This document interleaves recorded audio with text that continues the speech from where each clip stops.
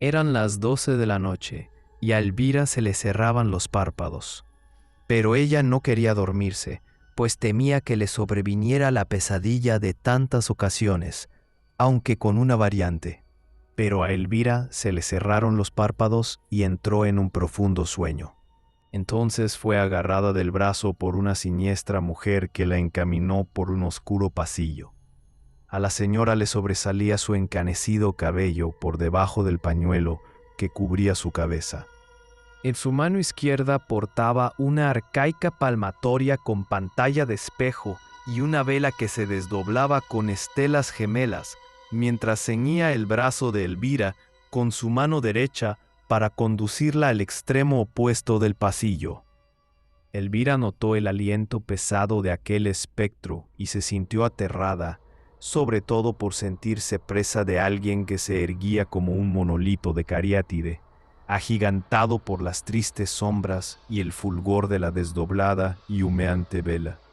A medida que se acercaban al tramo final de la angostura, se percibía un rumor de voces que ponía la piel de gallina.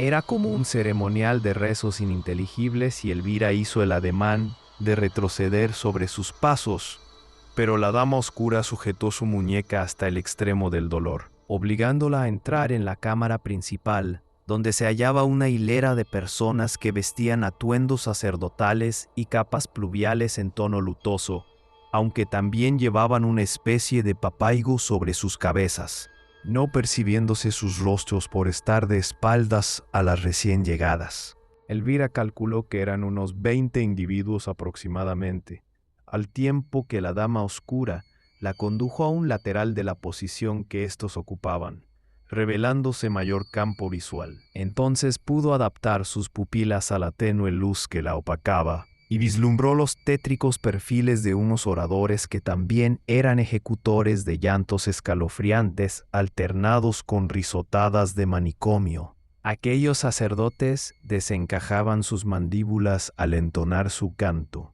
y Elvira se propuso averiguar a quién diablos idolatraban, descubriéndosele un suntuoso catafalco con ataúd central atestado de coronas florales circundadas por una gran barrera de cirios encendidos.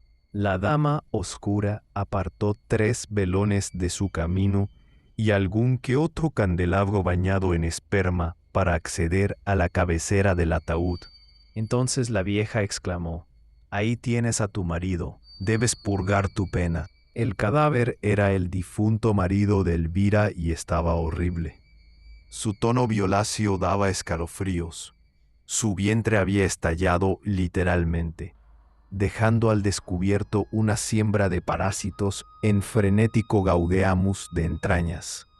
Y la repugnancia de Elvira se agravó al identificar un hervidero de gusanos bajo su cráter de vísceras, emitiendo el voraz eco de la deglución, ya que la inmundicia que masticaban aquellos helmintos accedió a través de su canal auditivo y se amplificó en su cerebro, aunque también la asqueó el hedor que destilaba aquella corrupción entre sólida y gaseosa al invadir sus fosas nasales y desmoronar hasta la última célula de su organismo con su putridez. Al momento, otro anélido se deslizó entre las secreciones que ascendían por el túnel de su garganta, pustulosa, saliendo por la boca entreabierta y bajando por el mentón cadavérico. Pero lo más perverso era la intención de aquella vieja, ya que agarró con fuerza a Elvira, empujándola hasta su aberrante marido con la intención de que la mujer besara sus labios de efervescencias estomacales. Y la anciana repetía: «Besa a tu marido, bésalo, debes purgar tu pena e ir con él». Y Elvira luchaba por zafarse de aquella siniestra cuando ocurrió algo espantoso. Elvira tropezó con el ataúd y éste se cayó de su pedestal. El forcejeo hizo que perdiera el equilibrio y la mujer cayó dentro del sarcófago junto a su marido, mientras la bruja le ofrecía su sonrisa maliciosa. Entonces Elvira cerró fuertemente los ojos en aquel ambiente de metano de cenagal. «No puede ser», pensó, cuando un ruido de torcedura muscular y resquebrajadura de huesos le trepanó el cerebro a través del oído. Y estaba sucediendo a su lado, junto a ella. El cadáver giró la cabeza y sus cervicales reventaron en 1000 pedazos. El traquido fue espantoso, aunque fue peor el instante en que el muerto desplazó su mano y agarró la mano de Elvira, mirándola con cierto aire de amor viciado por odio. Acto seguido, el difunto marido de Elvira salió del sarcófago y la trajo hacia él, por lo que la mujer pudo ver al detalle su rostro escabroso, al estar de pie a un palmo de éste, ya que el difunto se había convertido en una piltrafa de huesos y carne putrefacta. Y el cadáver dijo: «No tengas miedo, eres mi esposa y debes purgar tu pena». De la boca le manaba la emulsión de todas las pesadillas, una especie de baba verdosa y ácida que le descomponía parte de la mandíbula. De la nariz le brotaba una solución negra, como si fuese un sedimento petrolífero eyectado por una torre Derrick. Y es que la mente humana es estrambótica cuando navega por su fase onírica, ya que esa locura se instauró en la cabeza de Elvira cuando contempló el fermento pastoso que surgía de sus fosas nasales.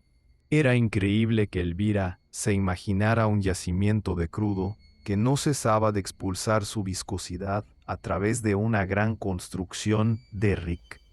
Pero al querer evitar la desagradable visión de las fosas nasales de su marido, ésta desvió la mirada y se percató de un detalle que se le había escapado hasta ahora. Y era una habitación contigua a la suya, de donde surgía un resplandor que molestaba a la vista. Entonces la comitiva de oradores tomó la delantera y se introdujo en aquella cámara de forma protocolaria, y al instante Elvira pudo descifrar lo que éstos canturreaban. Era como un galimatías o repetitivo mantra que decía así: «Se avecina el final de los días. Alabad a los que se reencuentran con el juicio final. El momento definitivo se abre paso, tras la reunión de las almas en pena». El marido de Elvira sonreía sin dientes y la condujo por aquel pasillo, antesala a la luz cegadora, sin que ella ofreciese resistencia, hasta que llegaron a un aposento que desprendía un aroma extraño, como una esencia de jazmines. Los oradores continuaban solfeando mientras formaban otra columna humana o inhumana a tenor de sus rostros, hasta que por fin se parapetaron ante algo que Elvira no lograba identificar, debido a que sus cuerpos de cementerial evitaban que se colara su mirada, pero aún así logró ver algo por un resquicio. ¿Un santuario?, se preguntó, y al tiempo se le aceleró el corazón. Las luces y sombras ampliaban sus cadavéricas caras, abriéndose hueco desde la hilera central, agrietando la formación ósea que establecieron para ocultar un secreto, separándose, disgregándose. ¿Quieren enseñar algo? La pared inhumana se abre en abanico y se agranda el espacio bifual. Hacen pasillo para Elvira. Ya no hay vuelta atrás. La columna se disuelve y deja algo al descubierto. «Dios, me muero», vociferó Elvira, desgarrándose la garganta y arrancándose el alma al ver un pequeño ataúd blanco. Entonces lo tuvo claro y dio un respingo debido al pavor, zafándose de su marido para huir sin mirar atrás, mientras escuchaba las blasfemias y los espeluznantes lamentos del conciliábulo, atormentándola con sus quejidos de hiena abortada por el mismísimo demonio. El coro de multitud doliente, cuan plañideras de timbre monstruoso, retumbaba a lo largo del pasillo, al tiempo que su marido y la vieja gritaban: «Es tu deber, debes purgar tu pena, mala esposa, mala madre. Tu hija se irá con nosotros, despídete de ella». Elvira se quería morir del horror y corrió hasta que escuchó su voz. «Mamá, ¿por qué me has abandonado? ¿Es que ya no me quieres? Ven conmigo y con papá». «Mamá». Elvira despertó sobresaltada y con la sensación de haber corrido con todas sus fuerzas. Sus brazos estaban doloridos, pero no se apreciaban los estigmas del hipotético forcejeo, aunque el agotamiento no le impidió levantarse de la cama y dirigirse a la habitación de su hija con un nudo en la garganta, pues quería quitarse un lastre de encima al comprobar que ella dormía, y Elvira deseó abalanzarse sobre ella y abrazarla, pero no quería asustarla con su desasosiego. Finalmente se acercó al cuarto de baño y comprobó que no había heridas de forcejeo en sus brazos, aunque el dolor persistía. Entonces Elvira se miró al espejo y se aborreció profundamente, puesto que sus cabellos encanecieron súbitamente y su piel sufrió una desagradable muda, convirtiéndose en una octogenaria de arrugas cuarteadas. Sus ojos permanecían inyectados en sangre, como si continuasen sumidos en la pesadilla, junto a la vieja del velo negro. Pero ahora era ella la que se apoderaba de su alma, porque Elvira era la vieja. Este relato es una adaptación de un fragmento de mi libro El Remedio Secreto. Si te gustó el video, dale al like, comparte y suscríbete. El canal te lo agradecerá y así nos animarás a seguir creando contenido. Gracias.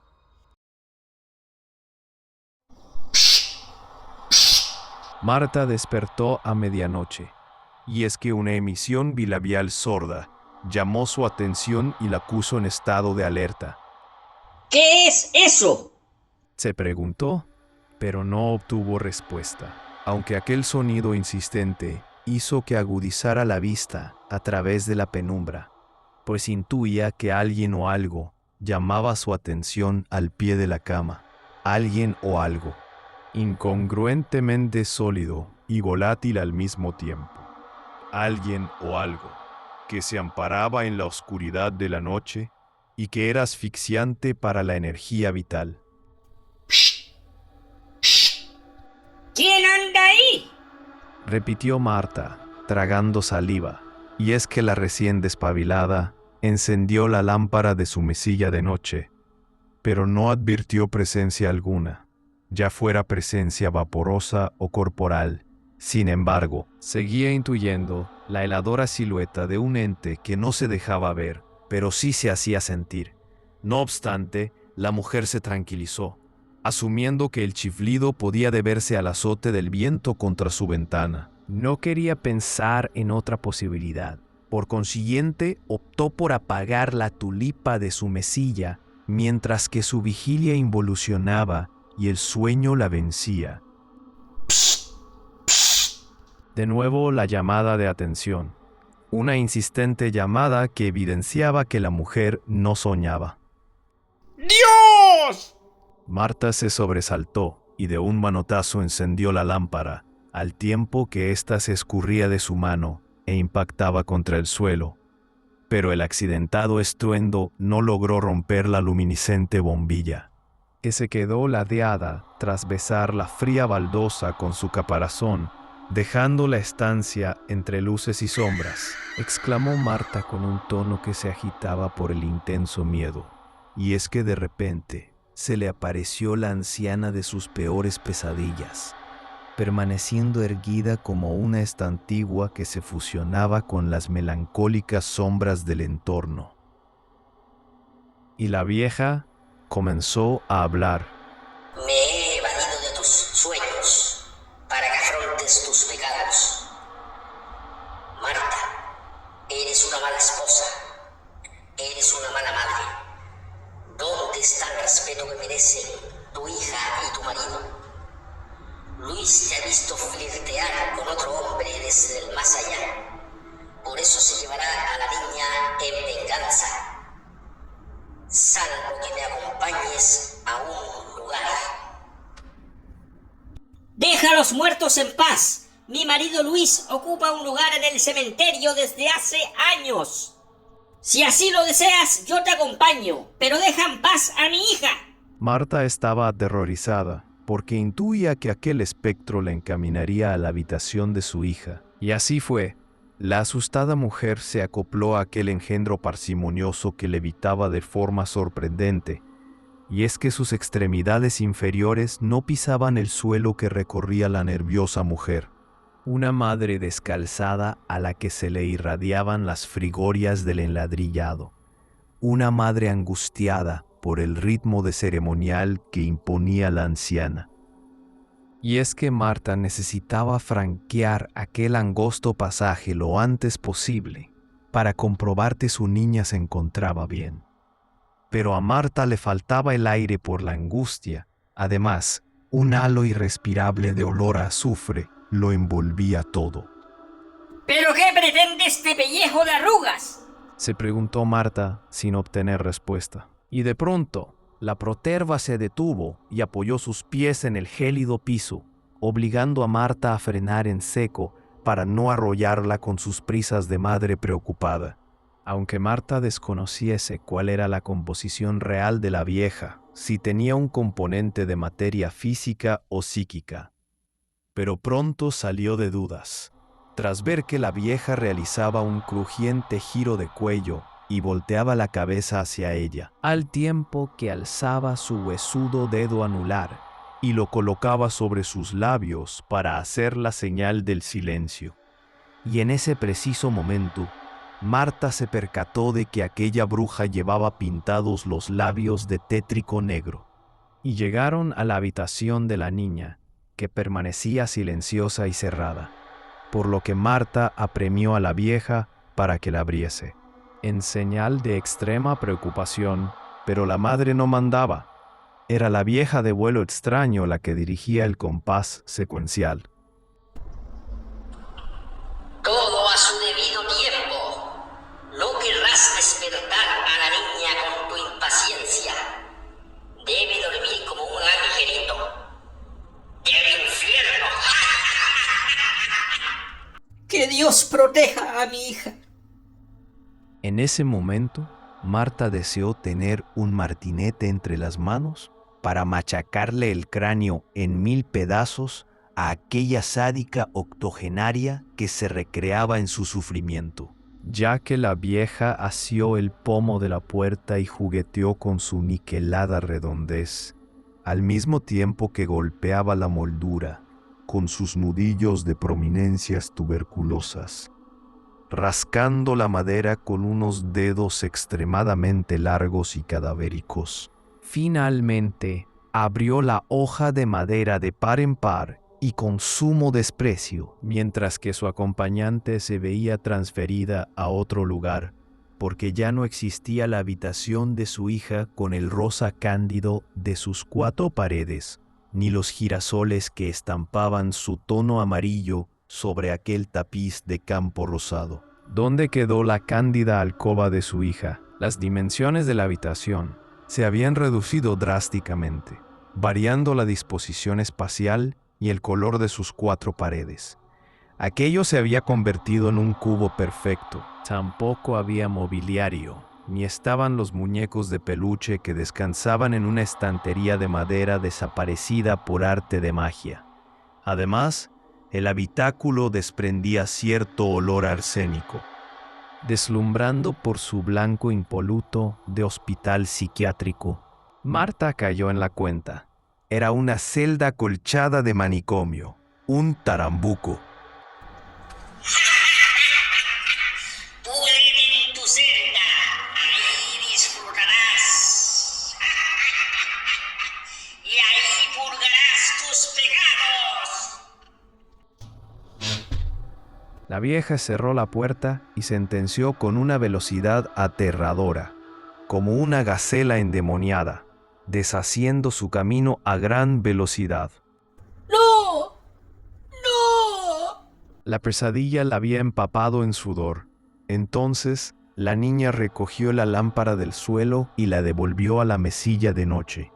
Abrió el cajón superior y rebuscó con sus pequeños dedos un paquete de Kleenex con el que secar la frente de su progenitora. Al mismo tiempo, Marta le agarró las manos y las besó con ternura. Gracias, mi amor. Me has asustado, mami. Pensaba que te pasaba algo. No pasa nada, hija. Solo ha sido un mal sueño. Menos mal, porque estaba preocupada. Y mi amiga también. ¿Tu amiga? ¿Qué amiga? No me asustes, hija. Mírala, mami, está en la puerta. ¿No te parece guapa? A la madre se le desdibujó el rictus. De repente, la niña se puso muy mala y tuvo que recostarse en la cama.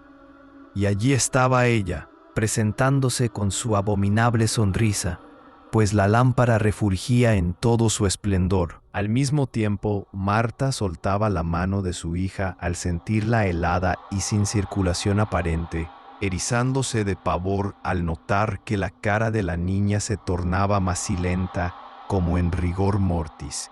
Era como la lividez post-mortem, y la niña hedía a putrefacción. Y es que aquel espectro ejercía una oscura influencia sobre la pequeña, aunque se mantuviese en un segundo plano, ya que era la perversidad hecha carne, o sabe Dios de qué estaba hecha. Y de pronto, aquella malvada comenzó a declamar un episedio, una especie de composición recitada delante de un cadáver en otros tiempos. Pero, ¿qué cadáver? ¡Que Dios te guarde, hija mía! Y es que el rostro de la niña Carla había transmutado desde su saludable sonrosado natural hasta un desagradable tono de senescencia mortuoria, tras escupir un gran vómito de coágulos de sangre sobre las sábanas de la cama de Marta. A pesar de todo, la niña sacó fuerzas de flaqueza tras encharcar la cama y se sentó sobre ella, no sin antes buscar un cofre que permanecía escondido bajo la propia cama. Aquel objeto era un receptáculo desconocido para su madre, un cofre de madera que la niña abrió para sí, y al instante sonó una música muy celestial.